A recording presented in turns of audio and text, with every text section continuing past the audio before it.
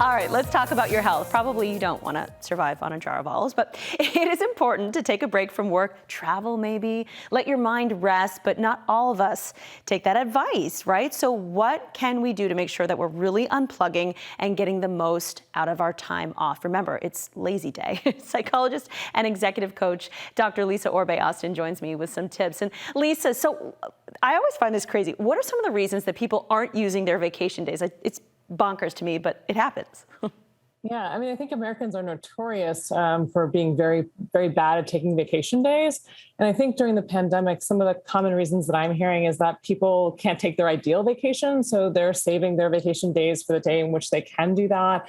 Sometimes they feel like they are needed so badly at work that they can't take a break and that it will be, inappropriate for them to do so. So there have been a lot of different concerns. And I think the pandemic has raised that issue. Oh, you're right about that. Yeah. People, might think that not taking time off can be a good thing, like it helps them professionally. But, there are some consequences you have to think, right? Yeah, I mean, I think it's really important to recognize that burnout is a pretty significant consequence of not taking your vacation time. And during the pandemic, the numbers are like 75% of professionals have admitted that they have been burned out during the pandemic. And that can make you less effective at work. It can create emotional distance from your job. It can make you feel very negatively about your job. And you can be just physically and mentally exhausted.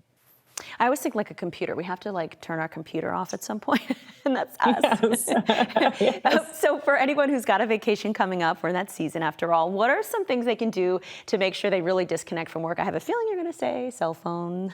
Yes. I mean, I think it's so important to really do behavioral things that help you to stay present on your vacation, like, not taking your technology, with you that's related to work, like your work cell phone or your work computer. I think to kind of take all the apps off of your phone that are related to work specifically. If you have to check your phone, check it at a very specific time and create boundaries around how much you're going to attend to that.